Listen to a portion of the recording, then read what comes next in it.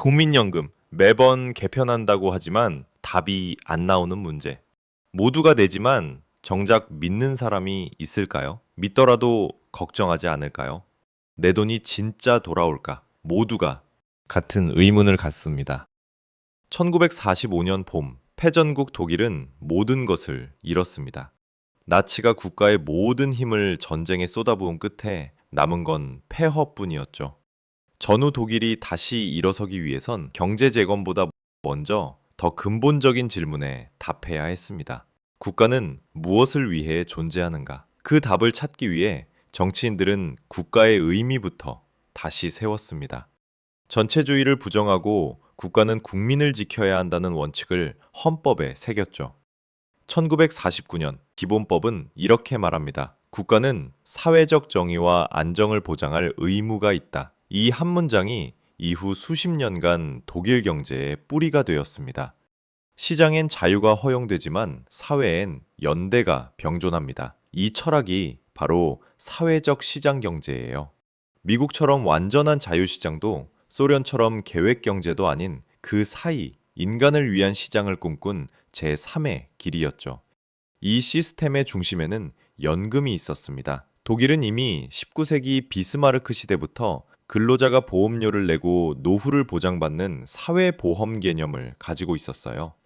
전쟁 이후 이 제도는 세대 간 계약으로 자리 잡았습니다. 부가식 제도라 불리는 이 방식은 지금 일하는 세대가 낸 돈이 곧바로 은퇴 세대의 연금으로 들어가는 구조였어요. 별도의 적립금이 쌓이지 않기 때문에 일자리가 많고 고용이 안정될수록 더 건강하게 돌아가는 시스템이었죠. 노동자와 기업이 보험료를 내고 국가는 그 기여에 연금으로 되돌려줬습니다.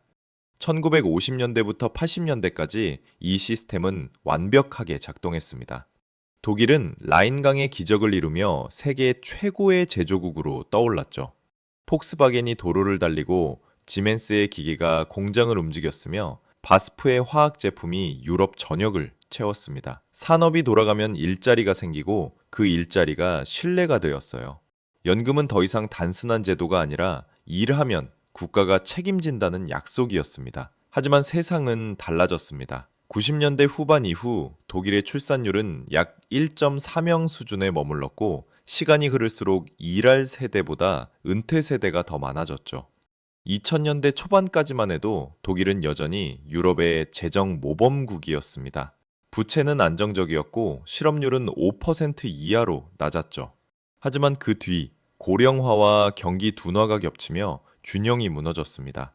연금 부담은 급격히 커졌고 60년대엔 근로자 6명이 은퇴자 1명을 부양했지만 지금은 2명이 1명을 책임지는 구조로 바뀌었습니다.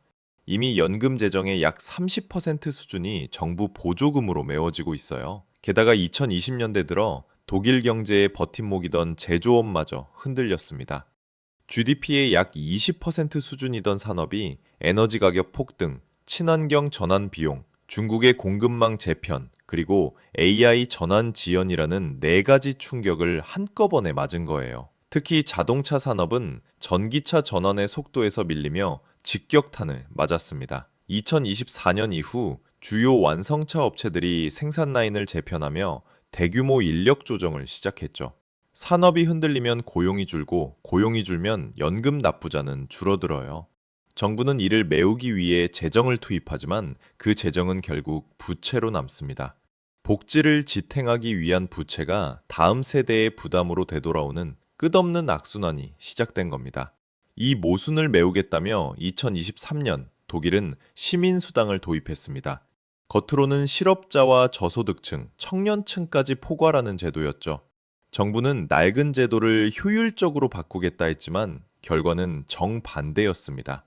지급 범위가 넓어지고 조건이 완화되면서 재정 부담은 오히려 더 커졌습니다. 일하지 않아도 먹고 살 수 있다는 인식이 퍼지자 논란은 걷잡을 수 없었죠.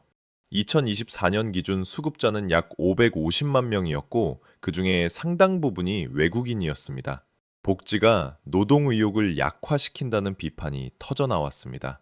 제조업 중심 지역에선 자신들이 낸 세금이 비생산적 복지로 빠져나간다며 반발했고 일자리를 구하지 않는 수급자 논란도 더해졌습니다. 노동 공급이 줄면 임금과 생산비가 오르고 결국 독일 제조업의 경쟁력은 더 떨어졌죠. 복지 제도가 의도치 않게 노동시장 왜곡과 물가 상승을 함께 불러온 셈입니다. 연금 개혁 논의도 멈췄어요. 보험료 인상안이 추진됐지만 노동계와 기업 모두 반발했습니다. 복지는 성장의 증거였지만 이제는 갈등의 촉매제가 되었죠.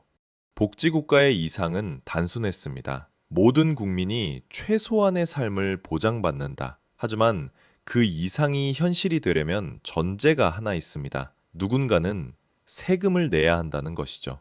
독일은 오랫동안 그 전제를 충실히 지켜온 나라였습니다. 하지만 지금 그 토대가 흔들리고 있습니다. 공공지출은 이미 세계 최고 수준이에요. 국가 지출 상당 부분이 연금과 건강보험, 시민수당으로 흘러가죠. 문제는 그 복지를 지탱할 납세 기반이 약해지고 있다는 겁니다. 성장은 둔화되고 일자리는 빠르게 변하고 있습니다. 세금으로 복지를 지탱하기엔 속도가 맞지 않아요. 결국 재정의 빈틈은 국채로 메워지고 있습니다. 복지 재정이 국채 의존 구조로 바뀌며 지속 가능성은 점점 멀어지고 있습니다. 지금 독일의 국가 부채는 사상 최고 수준을 향해 가고 있어요. 이자 비용만으로도 교육 예산을 위협할 만큼 커졌습니다. 그 와중에 정부는 세금 인상 카드를 꺼냈습니다. 그러자 기업들이 먼저 움직였어요. BMW는 전기차 부품 생산 라인 일부를 헝가리로 이전했고, 바스프는 에너지 비용 급등을 견디지 못해 중국에 초대형 화학단지를 세웠습니다. 지멘스 역시 동유럽과 아시아로 생산 거점을 옮기고 있죠.